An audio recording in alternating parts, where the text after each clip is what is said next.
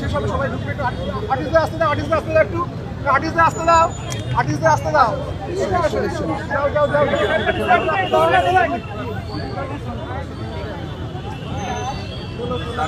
তারপর ওরা কি করছে এই সাইডে ছিলেন না, কি বলবেন দাদা?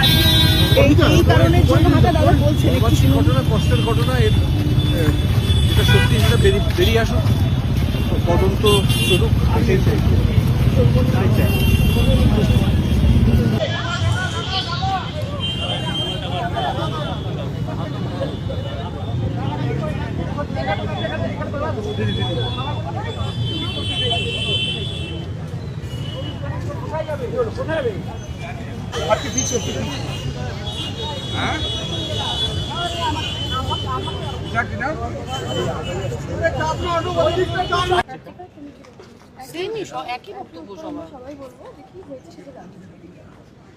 পরিষ্কার ভাবে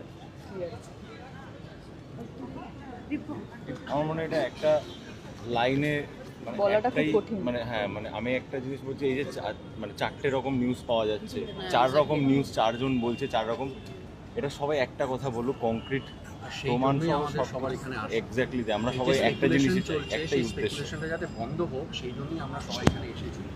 আর আমরা চাই যে সেই সত্যিটা বাইরে আসুক, আমরা সবাই জানতে পারি। খালি আমরা কেন, তার ফ্যামিলির জানাটা সব থেকে বেশি জরুরি। সুতরাং আমরা সবাই কিছুদিন ওয়েট করি, কেননা এফআইআর করা হচ্ছে, তো দেখছি। এবং আমরা আশাবাদী, আমরা এই জন্যই এখানে এসেছি Definitely. এবং এর সুরাহা হবে, আমরা বিশ্বাস করি।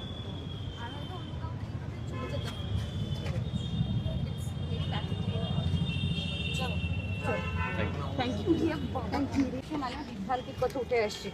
তোমরা নিজেরা শিল্পী এবং একজন শিল্পীর এরকম একটা অ্যাক্সিডেন্টাল ডেথ, তোমরা কি বলবে? কি বলবো আবার, মানে আসল কি ঘটেছে সেটা জানার জন্যই তো বেরিয়েছি। এক একজন এক এক রকম কথা বলেছে, কে সত্যি বলেছে সেটাই দেখার। এবার জানতে চাই। দেখো, একটা কোথাও গিয়ে যে মানুষটা চলে গেছে, যেই মানুষটাকে আমরা হারিয়েছি প্রত্যেকে, তাকে হয়তো আমরা কোনোভাবে আর ফিরে পাবো না। কিন্তু দেশে যেখানে আইন আছে, আদালত আছে, বিচার ব্যবস্থা আছে, সুবিচার ব্যবস্থা আছে, আমার মনে হয় মানুষটা ডিজার্ভ করে এক্স্যাক্টলি কী ঘটেছিল সেটা জানা, এবং কংক্রিট ব্যাপারটা যেন সামনে আসে। কারণ আমরা সবাই জানি এরকম 4 জন 4 রকম কথা বলেছে, বা কেউ বলছে এরকম হতে পারে, এরকম হয়েছিল, এক্স্যাক্টলি কী একটা জিনিস সেটা জানা খুব ইম্পর্ট্যান্ট। আমার নিরাপত্তার দায়িত্ব আমার, সেটা একটা বিষয় আছে আমার, কিন্তু যারা আমরা নিয়ে যাচ্ছে তাদেরও তো দায়িত্ব আছে, তো সেটাও দেখতে হবে তাদেরকে, তাই না? এটা তো চাওয়াটা তো খুব নর্মাল। শিল্পী হিসেবে এই ব্যাপারটা এই প্রশ্নটা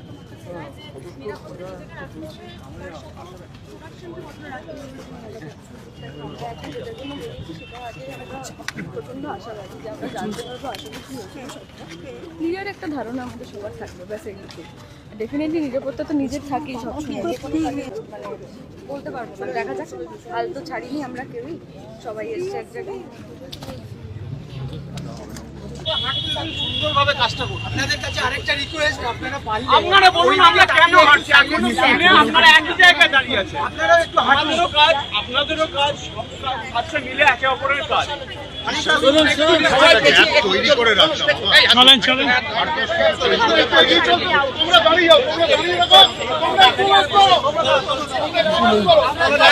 কি ঘটনাটা ঘটেছিল এইটা, এই রহস্যটা বেরিয়ে আসা উচিত, যে রাহুলের সাথে কি হয়েছিল, কেন এই অ্যাক্সিডেন্টটা হলো এবং কি করে হলো, এই পুরো জিনিসটা যেন বেরিয়ে আসে ইনভেস্টিগেশনের মাধ্যমে। পরবর্তী পদক্ষেপ তো এটাই, যে এবার ইনভেস্টিগেশনের জন্য যেন মানে একদম থারো ইনভেস্টিগেশন হয়, নিরপেক্ষভাবে যেন ইনভেস্টিগেশনটা হয়, এটাই আমরা চাই।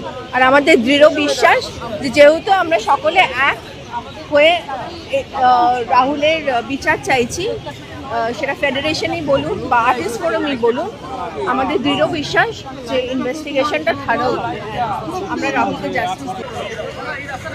দেখি দেখি দেখি, ডান দিকটা চাপো, ডান দিকটা চাপো।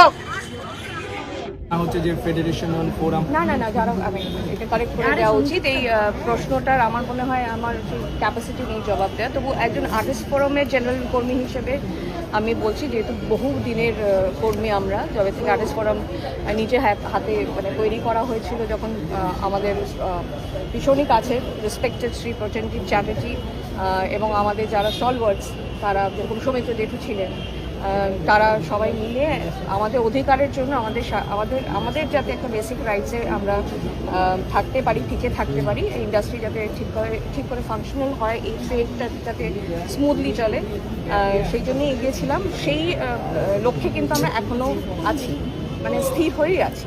এই যে তুমি আলাদা বলছো যে একদল, ওখানে একদল সবাই তো এক জায়গায় আসতে পারবে না, উঠতে পারে, হাজার রকম প্রশ্ন উঠতে পারে, কিন্তু ওখান থেকেও অনেক কিছু প্রসিডিংস আছে, ওখান থেকেও অনেকজনকে একটা জায়গায় যেতে হবে, সেখানে গিয়ে নানান লিগাল ফর্মালিটিস আছে যেগুলোকে আরও এগিয়ে নিয়ে যাওয়ার জন্য, যেটা তদন্তের স্বার্থে যেগুলো দরকার, এফআইআর পর প্লেস অফ অকারেন্স যে দেখা দরকার, বা আরও অনেক কিছু আছে যেগুলো আস্তে আস্তে সবাই হয়তো জানতে পারবেন। আমরা তো সব কিছু সোশ্যাল মিডিয়াতে বলতে পারি না, সেটা মানে বলাটাও উচিত নয়। এই জন্যই হয়তো এই ধরনের যেহেতু কমিউনিকেশন কোথাও আমাদের এর জন্য কিছু কথাবার্তা থাকে যেগুলো আমাদের মানে আমাদের এখতিয়ারের মধ্যে থাকে না, বা আমাদের কাছে সেই ক্যাপাসিটিটা থাকে না যে আমরা সব বলে দিই। বিকজ যারা এক্সিকিউটিভ বডিতে আছে, তারা যারা ইলেক্টেড বডিতে আছে, মানে ইলেক্টেড এক্সিকিউটিভ বডিতে আছে, তারা যথেষ্ট বুদ্ধি দিয়ে কাজটা এগিয়ে নিয়ে যাওয়ার চেষ্টা করছে।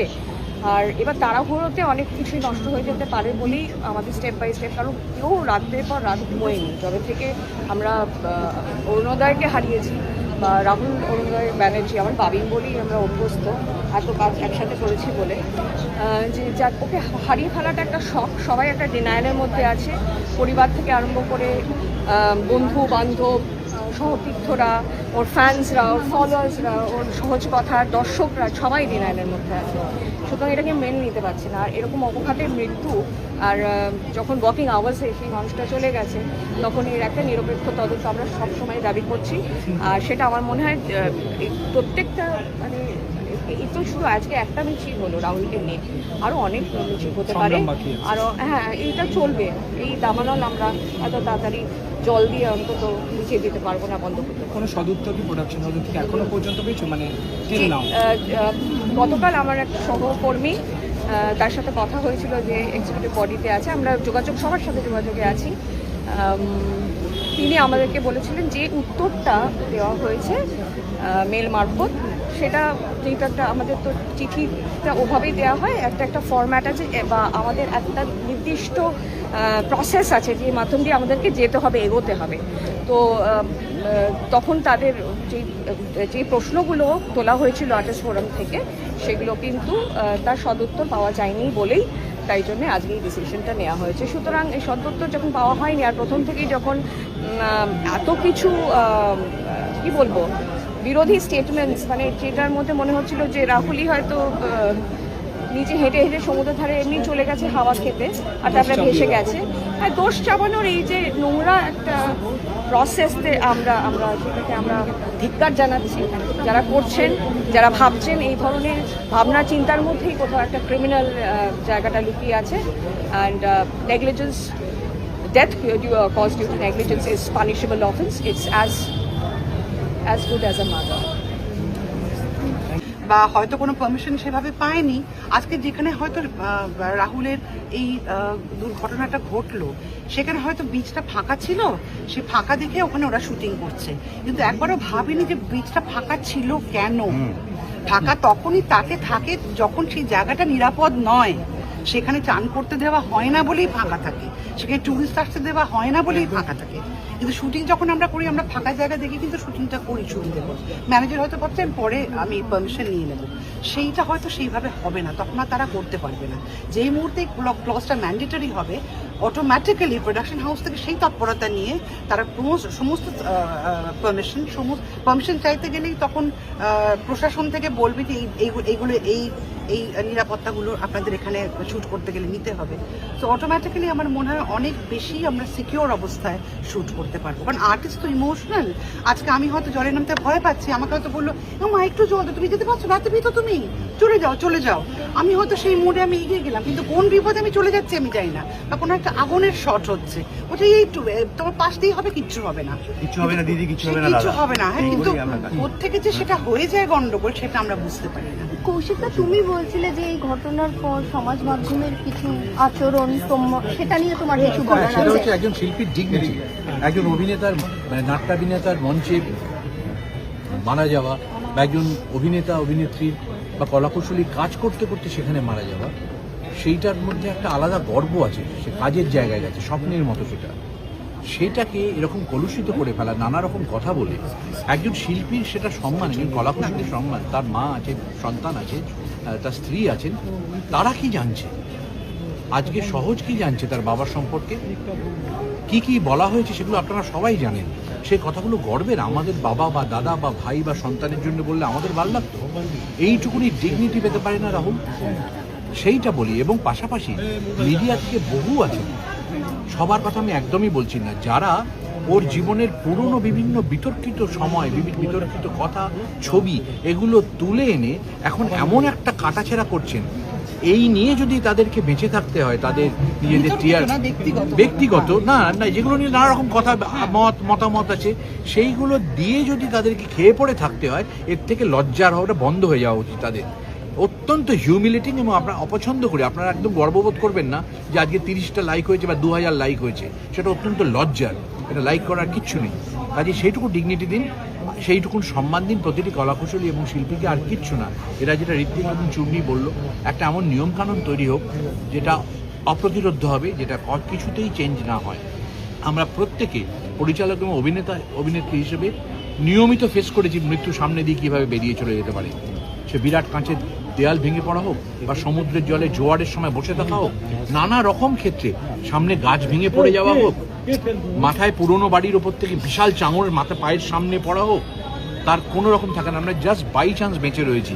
এইটা যদি একটুখানি নিয়মের মধ্যে আনা যায়, প্রত্যেকে খুশি হবে, প্রত্যেকে এটা হোক।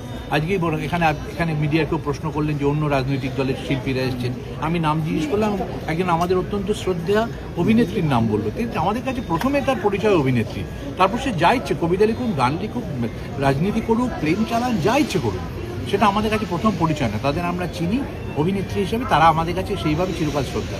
এখানে সঠিক পূর্ণাঙ্গ তদন্তটাই আসল সব ক্ষেত্রে। উই ওয়ান্ট জাস্টিস, মানে কি, জাস্টিসটা হচ্ছে সত্যি জানাটা দরকার, কারণ ওটাই ডিগনিটি। Thank you.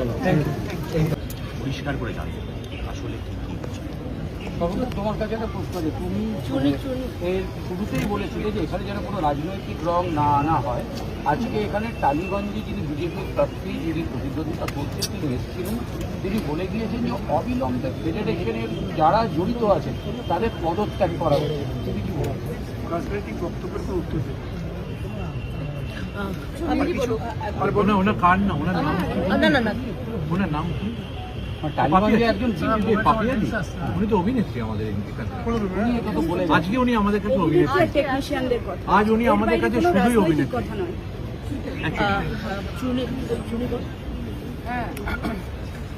মানে প্রথমে আমি বলবো, প্রিয়াঙ্কা তো সেইভাবে আপনাদের সাথে কারোর সাথে কথা বলেনি। আমার সাথে যখন কথা হয়েছে, ও বলছে যে রাহুল সঠিক দিকে চলে গেছে, আমি খুব প্রাউড সেটা নিয়ে।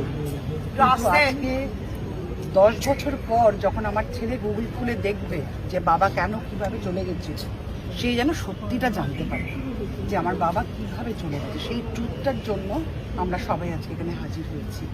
কারণ স্বাভাবিকভাবেই এরকম একটা খবর পাওয়ার পর আমরা যেই কলাকুশলীরা সেইখানে উপস্থিত ছিলেন, যেই আর্টিস্টরা সেখানে উপস্থিত ছিলেন, তাদের বিবৃতি আমরা পড়েছি, তাদের কোথাও পড়েছি, কোথাও শুনেছি, সব হয়তো আমার শোনা হয়নি, কিন্তু ইন মোস্ট কেসেস আমি দেখছি ভীষণ মানে অন্তঃশ্বাস গেল।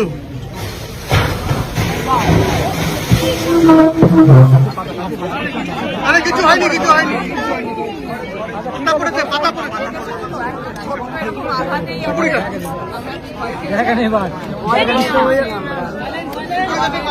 সহকর্মী, সহযোদ্ধা, আজকে সবাই কি বলছে, কথা বলার আছে, বলে নাও তারপরে একটু সাইলেন্ট হবে সবাই। আমরা চমকে গেছি, আমরা অনেকদিন আগে থেকে চমকে গেছি। মার্চ থেকে আমরা চমকে উঠছি যে আর কি আমরা তথ্য সামনে পাবো, আর কি আসবে আমাদের কাছে, আর এই ধোঁয়াশাটা কখন হাঁটবে। কারণ এই কুয়াশাটা আমাদের ভালো লাগে না। আমরা নিরপেক্ষই যেহেতু প্রথম থেকে দাবি করেছি, আর সেই পথে আমাদের আর্টিস্ট ফোরামও এগিয়েছে। এখানে আজকে যারা উপস্থিত আছেন তারা সকলেই রাহুলকে ভালোবাসতো বলে, আমাদের অরুণোদয় ব্যানার্জি, রাহুল অরুণোদয় ব্যানার্জিকে ভালোবাসতো বলে এখানে মানে এখানে এসেছে, এক ডাকে সবাই চলে এসেছে। আর সবাই একটা কথাই যায় জানতে, যেভাবে আপনারা জানতে চান আমরাও সকলে এক কথাই জানতে চাই এবং সহজ জানতে চাই। এটা আজকে আমাদের বর্তমান প্রেসিডেন্ট শ্রী প্রসেনজিৎ চ্যাটার্জি তিনিও আমাদের সাথে একটু আগে আলোচনার মধ্যে তিনি বললেন যে যা করছি আমরা সহজের জন্য করছি, প্রিয়াঙ্কার জন্য করছি, কাকিমার জন্য করছি এবং রাহুলের দাদার জন্য করছি। যাদের কাছে একটাই প্রশ্ন যে শেষা ছেলেটি কে হলো, আমাদের ছেলেটি কোথায় চলে গেল, কেন চলে গেল, সেটা যেন সৎসাহস প্রোডাকশন ডিপার্টমেন্টে থাকে, প্রোডাকশনের জন্য থাকে যে তারা এই প্রশ্নগুলোর সঠিক জবাব যেন আমাদের কাছে দিতে পারে। তারপরে তো পুরোটাই তো তদন্তের সাপেক্ষ, আর যেভাবে অফিসিয়াল জুডিশিয়াল প্রসিডিউর চলবে সেভাবে আমাদের সবাইকে সহযোগিতা করতে হবে। হ্যাঁ, আমি যেটা বলছিলাম তখন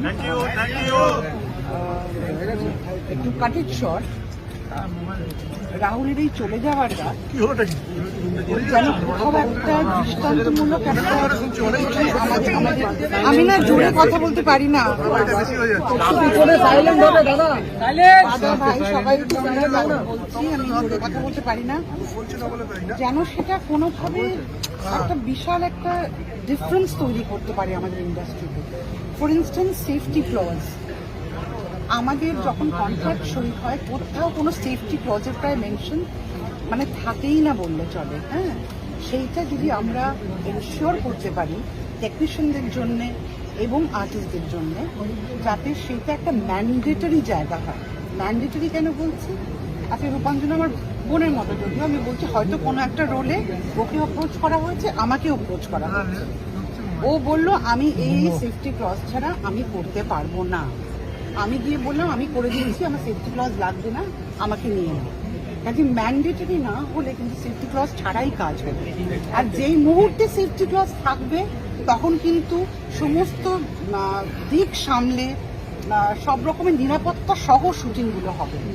তখন আমাদের life will not be at risk. একটা প্রাণ তো চলে গেল, একটা উজানো শুটিং করতে গিয়ে পরে তার এসিএল ছিঁড়ে গেল, ইট ইজ নাথিং, একটা প্রাণ চলে গেল, তো সেই মানুষটাকে তো আমরা ফিরে পাবো না।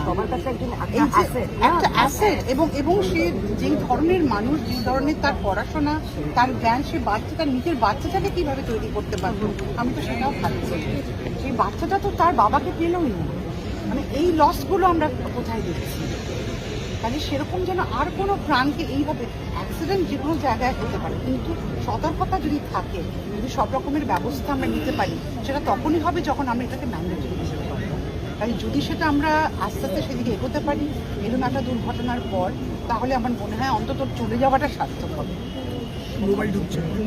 আমি আর স্বরূপ আমাদের যেটা বক্তব্য আমরা কথা বলেছি, আমরা বসে আমাদের মানে স্পেশালি আমি ফিল্মের ব্যাপারটা বলতে পারি, যেহেতু আমি ইনকার থেকে রিপ্লেস করি, তো আমরা বসে ইমিডিয়েটলি একটা এই কলাকৌশলীদের জন্য কীভাবে এই নিরাপত্তার ব্যবস্থা নেওয়া যায় তার একটা প্রপার স্ট্রং রুল তৈরি করবো সর্বপ্রথম। যেটা আমাদের সঙ্গে গতকাল প্রাথমিকভাবে আর্টিস্ট ফোরামেরও কথা হয়েছে, স্পেশালি প্রসেনজিৎ চ্যাটার্জি মোমাদার কথা। আমরা তালসারির দিকে গেছেন নাকি ফিরে আসার পরই আজকে রাত্রে বা সকালে আমরা আবার বসছি, আমরা কথা বলবো। তারপর আমাদের নেক্সট যেটা, সেটা তো খুব শিগগিরই আপনাদের জানাবো যে নেক্সট স্টেপ আমরা কী নিতে চলেছি। আপনারা হয়তো কালকেই সেটা জানতে পারবেন। এবং তার সঙ্গে সঙ্গে আমরা channel, producer, artist forum, technician সবাই মিলে একটা সেফটি প্রোটোকল তৈরি করব, যাতে আমাদের কোনো কলাকুশলী, কোনো শিল্পী আর আমাদের কাছে এগুলো জমা হতে না হয়।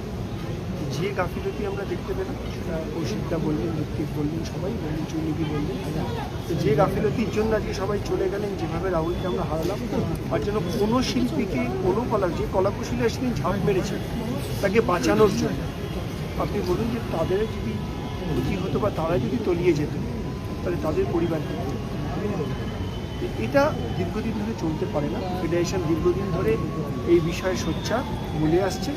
এবার আমাদের সময় এসছে এটাকে স্ট্রংলি আমাদের ইমপ্লিমেন্ট করবো এবং আমরা এটা অবশ্যই কলাকুশি এবং শিল্পীরা আর্টিস্ট ফোরাম ফেডারেশন হাতে হাত মিলিয়ে প্রডিউসার চ্যানেল সবাই মিলে এটা আমরা এবার করবো। তবে এই পদক্ষেপটা কি আইনি কোনো পদক্ষেপ হবে নাকি আপনি নতুন করে কোনো নিয়ম শুরু করবেন সেটা যদি একটু ডিটেইলে এটা আমাদের আন্ডারস্ট্যান্ডিং, এটা কোনো আইনি পদক্ষেপ হয় না, এটা আন্ডারস্ট্যান্ডিংয়ে তৈরি হবে। এমওইউ তৈরি হবে যেখানে এই সেফটি প্রোটোকলসগুলো রুলস অ্যান্ড রেগুলেশনসের আকারে সবাইকেই মানতে হবে। থ্যাংক ইউ দাদা, থ্যাংক ইউ। এই বুমলা গুরু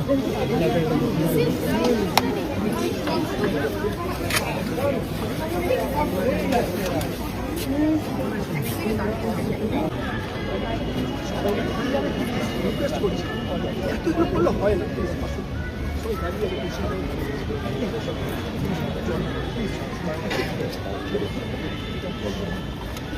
আর কোথায় সবাই ইয়াদি কোথায় গেছে? ইয়াদি এগিয়ে গেছে, সামনে আছে, চলে গেছে।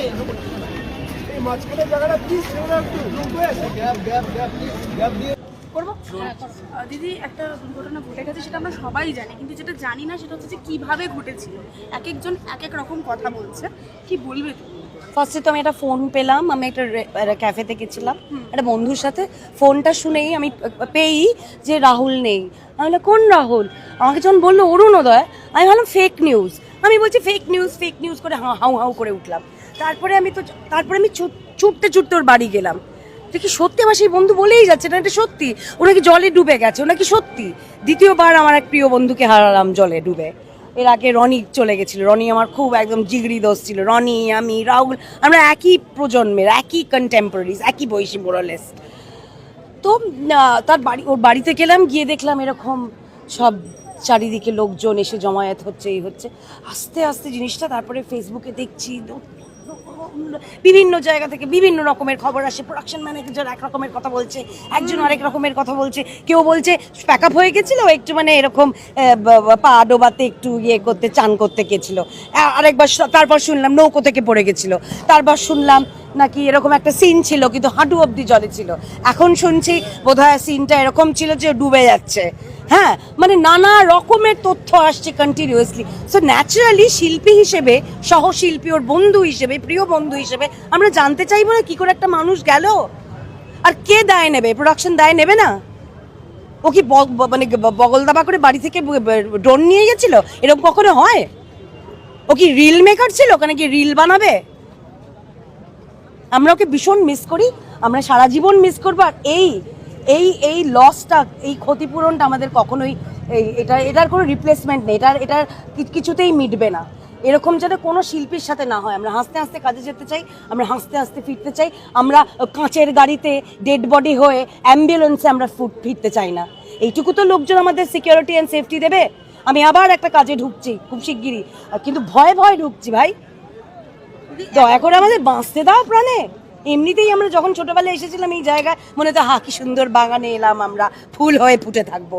এখন তো দেখছি জঙ্গলে আমরা হাঁটছি, চারিদিকে মানে সব জন্তু জানোয়ার ভয়ঙ্কর। হ্যাঁ, কে কবে বাঘের কবলে গেল, কে কবলে গেল। এখন তো মনে হচ্ছে মানে ভয়ের, মানে এটা তো মানে একজন কাঁটা চারিদিকে মানে কাঁটার সজ্জা। জানো, আমরা সুন্দরভাবে কাজ করতে চাই। প্লিজ আমাদের একটা ওরকম একটা পরিবেশ দেবেন প্লিজ, দয়া করে। অ্যাবসলিউটলি দায় এড়িয়ে যাচ্ছে। একটা কথা যেটা উঠছে যে নিজের দায়িত্ব নিজের রাখা দরকার বা রাখতে হবে, সেটা তো করতেই হবে। যে কোনো মানুষের রাস্তা ক্রস করার সময় কি আমরা চোখ বন্ধ করে ক্রস করব? আমাদের তো নিশ্চয়ই সচেতন থাকতে হবে সবকিছু। অ্যাট দ্য সেম টাইম জিনিসটা আদান প্রদানের একটা জিনিস। তুমি আমাকে সেফ রাখবে আর আমি সেফলি থাকবো, তাহলেই একটা সুন্দর একটা পরিবেশ হবে। আর প্রপার আমাদের একটা হাইজিনের একটা ব্যবস্থা করবে, তোমরা ঠিক করে আমাদের রাখবে, আমাদের যত্নে রাখো। আমরা অনেক অনেক ভালো কাজ দেবো তোমাদের, যত্নে রাখো, মিনিমাম যত্নটুকু করো। বলছি না যে আমাদের এসি ভ্যান দাও, এই দাও তাই দাও, আমাদের মিনিমাম যত্নে রেখো, সিকিওর রেখো, মিনিমাম যত্নটা দিও আমাদের। এবং যখন রাহুলদা মারা গেছেন তারপরে ওনার ঘাড়ে দোষ চাপানোর একটা এটা সাংঘাতিক।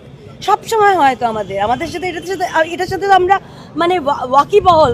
যখনই কোনো কাজ হারিয়েছে, যখনই কেউ কাজ দিতে চায় না, বলে তোমার দোষ, তুমি তো। আমি কত রকম নেশা নিয়ে কথা বলা হবে। আমি পারতপক্ষে কখনো নেশা করি না, আমি কোনো নেশা করি না, নেশা করে নিও না, আনপ্রেডিক্টেবল নিও না, ঝামেলা করে নিও না।